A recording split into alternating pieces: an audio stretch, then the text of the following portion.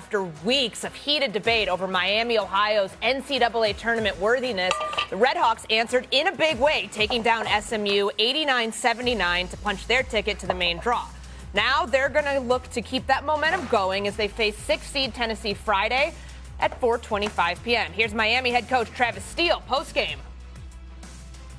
I mean, we had to basically be perfect in the whole regular season to get an at-large.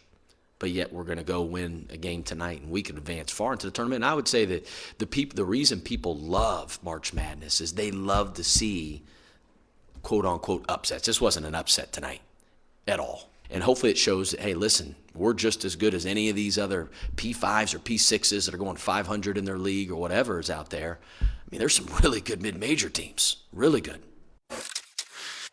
Miami star guard Peter Suter was also in lockstep with his coach postgame. He said, "We proved the doubters wrong." And this was not the typical Miami win that is the nail-biter, guys, that comes down to the final moments. Our coach Seth Greenberg, Joe Fortenbaugh joining us now. Stephen A., did they prove doubters wrong last night? Well, listen, I think the doubters, I think they have to, they did. First of all, let me answer that question. They did. But I think that the doubters, in my opinion, there shouldn't have been too many doubters. They weren't justified. You can't, when you talk about doubters, I'm talking about people who felt they shouldn't have been in the tournament. We can't have a 68-team tournament and a team that goes undefeated for the entire damn regular season can't make the tournament. Now, college football is different. You can't have 68 teams in a basketball tournament and tell me that an undefeated squad doesn't deserve a look in the NCAA tournament. That is utterly ridiculous. So I'm happy that they were in the first four. I'm happy that they won last night. They outscored SMU by 33 points on threes. So, that usually bodes well for you when you're able to pull something like that off. They deserve credit where credit is due. Props to them. But having said all of that, I think that the coach was absolutely right when he said this wasn't an upset. He put you on notice. We believe we belong here, and we deserve this opportunity. And they answered the call, and I give credit where credit is due for that. It was an upset. I mean, you're a 7.5-point dog. You win by 10. That's an upset, number one. And number two, it's a big-time statement in a big-time bounce back coming off that loss you suffered much earlier than people thought. I still believe the team should have been left out of the dance. I disagree with a lot of people on that. 31-0 is nice. Beat somebody. Who did you only, but they play the schedule that's ridiculous. That's ridiculous. I'm sorry, have I already lost my time? Come on, have I already lost my time? Continue, but I mean, that is, they did try. Carry on. It was a great answer. 31-0. We're all fixated on the 31-0. Go through now who are going to stare into the camera and look at this segment and think to themselves, we don't want to hear about the analytics. They were maybe 80th, what are you talking about? 90th, maybe not the distinguished gentleman to my right. The point is, that it's a good team. It wasn't a great team. They beat up on a bunch of nobodies throughout the course of the year. They stacked the 31-0 record. They stepped into a conference tournament that had one quality opponent that they didn't even face because they got beat before they could even face that team, and that was Akron. Now, they've won. They've earned their way in. They're shutting people like me up, but I still believe, despite the 31-0 record, they weren't good enough. So their body work, you can only play who's on your schedule. You try to schedule games. If you can't schedule games, you play who's in front of you. And what they were, they had perfection. Until the conference tournament, 31 consecutive wins. But forget about that. They won because they imposed their identity on the game. They won because, quite honestly, 16 threes and only 4 turnovers. If you actually watched Miami of Ohio play, you said they invert their offense. They bring their bigs away from the basket. They have the ability of floor gamers and shot makers all over the floor. They basically had their opponent, SMU, an ACC team, chasing them the whole game. So if you, to me, there's analytics, that's great. But there's also analytics on how they play. The number of 3-point shots they take, their percentages. They don't turn the basketball over. They keep you in front. They limit you to 1 shot. All those analytics said this is a very good basketball team. The eye test said, you know what? They can invert their offense. So to me, look, I don't care what their resume said. They were 31-0, and if they can impose their identity on the game, they can win a game like they did last night. Now they're going to play a defensive first team in Tennessee. That'll be different, but we'll see what happens. Well, this is the part that annoys me about what Joe Fortenbaugh has said this morning. First of all, every team in the NCAA tournament ain't a great team. We've seen plenty of teams that enter the NCAA tournament that aren't great teams. So let's get that out the way. That's number one. Number two, I'm fully aware of the fact, what is it called? A quad 3, quad 4 wins. Their best victory was a 3-point victory against Akron. I got that part. I understand that. And if you told me that all their games, all 31 regular season games that they won, Joe, they scheduled it and they picked patsies, I'd get you. But the point is, they're in a conference. And along the way, outside of those other games, you went through your conference undefeated. And so if you engage in that level of perfection, and we're talking about 68 teams, now what we're talking about is considering it's Cinderella. Cinderella stories always exist in the month of March. We know this, okay?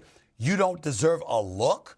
You don't deserve an opportunity to go out there and compete in a 68-team tournament. Again, if it's college football, I'm not making that argument. I totally understand it. 12 teams, that ain't good enough. You want the best 12 teams. I understand that.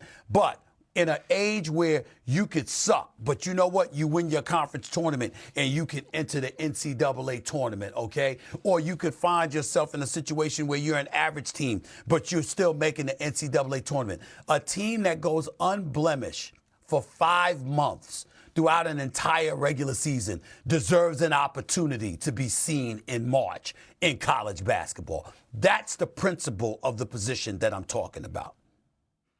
I don't really like how I got sandwiched between the college basketball coach and the big mouth, but we are where we are. And I got to be a big mouth. I got to be a big mouth. Actually, with my dental work, I have a very small mouth. But that's okay. You know what I'm saying? Joe, I just want to point out one thing. Jonathan Holmes, their associate head coach at Miami, did say that he was turned down by 75 to 90 teams that he reached out to trying to schedule harder opponents on the roster. Glad you could get in on the fun as well. Just jump on in. I want to see that transcript of. Think that you're going to get it wrong, but you are a true ball knower? Here you go, Matt Barry. Here's the thing. When he was doing it, when he was pump faking you. Yeah, he was saying shot fake. We were leaving our feet. We were worried about the guy. No Very nicely he's done. going Kenny Smith. Very nice. All right, there you go. Pass, Highlights. Look, easy, boy. Yeah. Get a title. Was this Psycho T, right? Was this Hansbrough? Yeah, he was the face of college basketball during that time. What you guys? That was a lot of fun playing against him. We were in Detroit and we played Michigan State. It was full of green.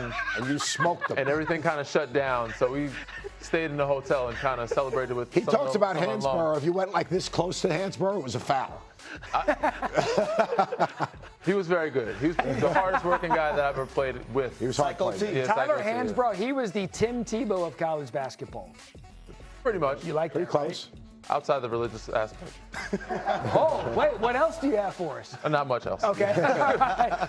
Let's go to Joe Fortenbaugh's best bets. That's We're just incredible. hours away from the first. I really want to dive into that. The first round of the NCAA. He's not going anywhere. Give us 3 plays you love today. All right, we've been rolling them out all day. Now we're going to get a little bit specific. First one is a team total. So we're betting over, under on Siena. How many points will they score? We're going to go under 53.5 against Duke. 2 things about Duke. Number 1, outstanding defense. Number 2, they play at a very slow pace. 287th. Enter Siena, 319th in pace. You're not going to have a lot of possessions in this game, which limits the amount of shots you're going to have in this game, which limits the amount of points you're going to have in this game. Siena under 53.5 total points. Elsewhere, let's go with the dog. High Point plus 10.5 against Wisconsin. Wisconsin maybe a little overvalue coming in. They've been hot down the stretch, but they're a high variance 3-point shooting team. Number 3 in the country in 3-point attempts per game. If they're falling, we're dead. But if they're not, we're absolutely live to spring the upset. High Point, very good at protecting the ball, number 1, and forcing turnovers, number 2.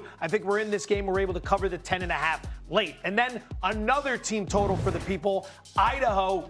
We're going to go under their number against Houston, which is 56.5. Similar concept. This Houston defense is absolutely filthy. They play at a slower pace. They can defend the 3-point line, which is really important against a team like Idaho that loves to chuck from deep. So ultimately, we see some of the 16 seeds struggling to put points up, and this would be a 15 seed against some of these elite defenses that are going to be swarming them today. Are we going to SGP this? Are we SGP in this?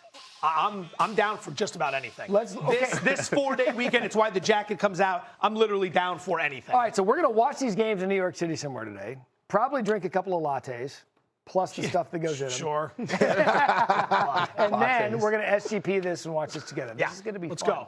go. Action on every single game is the goal. Look for the coat. We'll be out. I'm not wearing this out. No way. This does not go out into the city. Are you nuts? Why not? Have you ever worn a jacket like this before? You blend right in. In New York, you blend right in. Wait a second. Would he wear that? Yeah, I could pull that off. He would wear this. That's the difference between you and me. He'd have a whole suit. He'd have a whole The difference suit. between you and me is I'd make that thing look good. All right. Danny, we saw you've gone through the gauntlet.